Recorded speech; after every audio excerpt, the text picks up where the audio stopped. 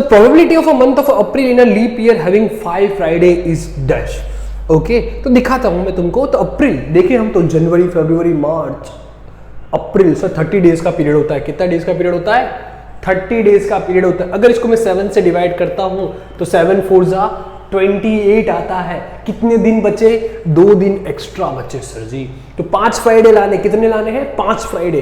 तो ये जो 2 दिन हो सकते हैं, ये Monday Tuesday Wednesday Thursday Friday, और फ्राइडे सैटरडे संडे मंडे।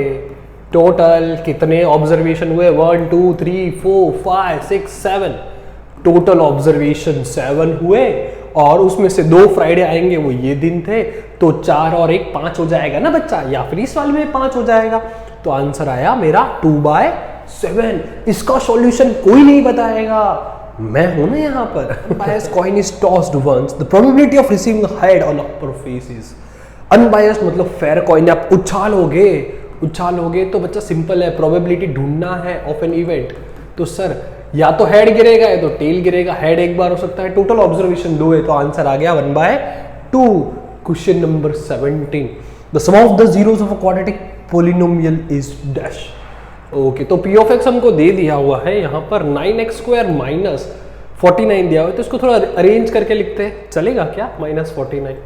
तो सर ये ax² plus bx plus c हो गया, और सम ऑफ द क्वाड्रेटिक इक्वेशन होता है -b/a। सर यहाँ तो b ही 0 है, तो आंसर क्या आ जाएगा मेरा? 0 आ जाएगा। क्वेश्चन नंबर 18 देख लेते हैं। The dash term of an AP is 94। तो n ढूंढना है, an अपने को बोल दिया है 94। क्लियर है? तो फॉर्मूला क्या होता है an का? a + n-1 into d। तो ये हो गया 94। a की वैल्यू इज 4, n-1 वो तो ढूंढना है, और डिफरेंस हमको दिया हुआ है कितना? 7 - 4 कितना आ गया? 3। ठीक है, या माइनस करेंगे तो ये 90 आएगा, डिवाइडेड बाय 3 कर देता हूं तो n-1 3 30 30, और 1 इधर गया तो n = 31 आ गया। ठीक है, और शॉर्टकट बच्चा बहुत इजी है। फर्स्ट टर्म माइनस आपको first term minus given term कर देने का, अपॉन डिफरेंस कर देने का, n+1 कर देने का, तो आंसर आ जाता है। मतलब कैसा? 94 है, उसे फर्स्ट टर्म को माइनस कर दो तो कितना आया? 90 आया। ठीक है, उसको डिफरेंस से डिवाइड कर दो, मतलब 3 का डिफरेंस है, डिवाइड बाय 3 तो 30 आया, और फिर 1 ऐड करो तो आंसर क्या आएगा? अपना रिक्वायर्ड 31। ठीक है, आपको समझ में आया? तो कमेंट में मैसेज करना कि शॉर्टकट फायदेमंद है। PA and PB are the points on a circle with the center O is inclined at each other 70 degree. तो सर जी क्वेश्चन में ऐसा दिया हुआ है, सर्कल दिया हुआ है, ये सेंटर O है, ये पॉइंट P है, और यहाँ पे पॉइंट A है, और यहाँ पे पॉइंट B है। ठीक है, और ये दोनों एक दूसरे पे 70 डिग्री पे इंक्लाइंड है, और ये मेरा 90 डिग्री, ये भी मेरा 90 डिग्री, ये भी रेडियस, ये भी रेडियस, ये है O, ये है A। ठीक है कि नहीं है? अब को ढूंढना क्या है? एंगल OAB मतलब ये ट्राइंगल हो गया। आपको OAB ये एंगल ढूंढना है, ध्यान से देखना इसको। तो देखो जनरली होता क्या है कि ये एंगल और ये एंगल 180 डिग्री बनाते हैं। ठीक है, ट्राइंगल, ये सर्कल की प्रॉपर्टीज है। तो angle AOB plus angle APB is equal to 180 degree.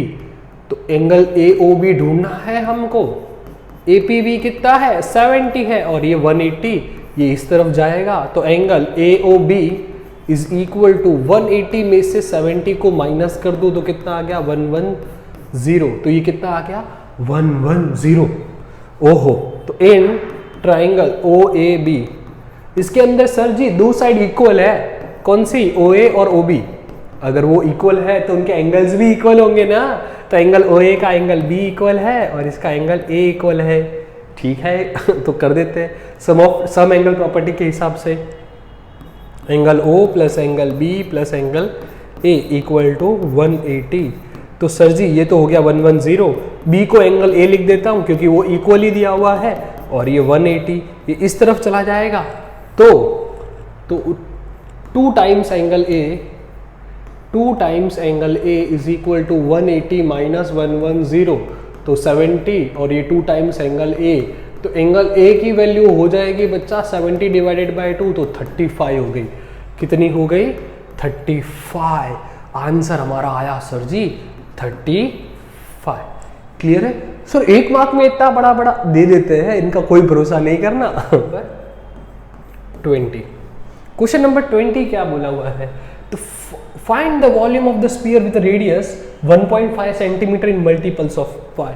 तो सर हमको वॉल्यूम ढूंढना है और अपने को बोला हुआ है रेडियस जो है वो 1.5 सेंटीमीटर है, और हमको जो वॉल्यूम ढूंढना है वो किसके टर्म्स में ढूंढना है? पाई के टर्म्स में, वो भी वॉल्यूम ऑफ स्फीयर। तो सर वॉल्यूम ऑफ स्फीयर जो होता है ना, वो तो फॉर्मूला हमको आता है। तो क्या आता है भैया? कमेंट में मैसेज कर देना, 4/3 पाई आर क्यूब होता है। तो 4/3 पाई के टर्म्स में निकालना है। रेडियस मेरा 15 दिया हुआ है, तो इसको 15 डिवाइडेड बाय 10 लिख दूं, और उसका क्यूब दैट इज 5 3 जा 15, 5 2 जा 10, मतलब 4/3, और पाई तो ऐसा का ऐसा ही 3/2 अपने को लिख देना है 3 बार। ठीक है, तो ये 3 और ये 3 कट गया, 2 1 जा 2, 2 2 जा 4, ये 2 भी गया, तो बचा कितना? 3 3 जा 9/2 पाई। 9/2 मतलब 4.5 पाई। आंसर मेरा है, ठीक है, सेंटीमीटर क्यूब के फॉर्म में। चलो आगे बढ़े।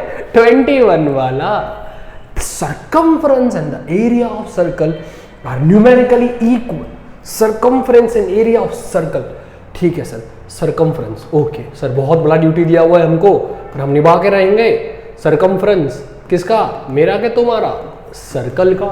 और एरिया ऑफ सर्कल, ये दोनों भैया इक्वल दिया हुआ है। जो दिया हुआ है अच्छे बच्चे की तरह कर लिया करो, माइंड नहीं दौड़ाने का। ऐसा कैसे होगा सर? अरे हो रहा है तभी दिया हुआ है। एरिया ऑफ सर्कल क्या दिया हुआ है? Pi r square. Pi pi sir cut गया, और 2 थे तो यहां से 1 कट गया, तो आर की वैल्यू सर जी 2 आ गई। हमको तो डायामीटर पूछा है ना, तो diameter is 2 times of radius, 2 × 2 that is 4। ठीक है, नाउ लेट्स डू 22 वाला। The area of 3 adjacent faces of cuboids are x y z. ठीक है, आपको एरिया दे दिया हुआ है 2 एडजेसेंट फेसेस का, वो दे दिया हुआ है एक्स वाई जेड। ठीक है, तो मान लेते हैं फर्स्ट फेस का जो एरिया दिया हुआ है अपने को, दैट इज एक्स, दूसरे का वाई, और तीसरे का हमको जेड दिया हुआ है respectively. Find the volume of the cuboid. तो पहले वाले का एरिया ए दिया हुआ है, दूसरे वाले का एरिया वाई दिया हुआ है, तीसरे वाले का एरिया जेड दिया हुआ है। पहला होगा sir length into breadth equal to X, फिर breadth into height equal to Y, and height into length equal to Z. ये 3 चीज हो सकती है हद से हद, और कुछ नहीं होगा। तीनों को मल्टीप्लाई कर दो, तो l into L sir l square हो गया, b स्क्वायर हो गया, h स्क्वायर हो गया, और ये x y z। क्या मैं सोच रहा हूँ वही आप सोच रहे हो, तो कमेंट में मैसेज करना। तो सर इसको हम l b h का होल स्क्वायर लिख सकते हैं। ठीक है, तो l b h, और ये हो जाएगा square root of x y z। Oh sir ये l b h तो वॉल्यूम होता है क्यूबॉइड का। अरे वाह, तू कब से इतना होशियार हो गया। चलो खत्म होता है यहां पर इसका मैटर। वाला 23 हमको क्या दे दिया है? For a given below the graph, आपको बताना है कितने जीरोस आएंगे। तो सर जितने एक्स एक्सिस को टच करेंगे उतने ही जीरो आएंगे। यहां पे तो ये एक एक्सिस पे टच कर रहा है, तो आंसर आएगा 1।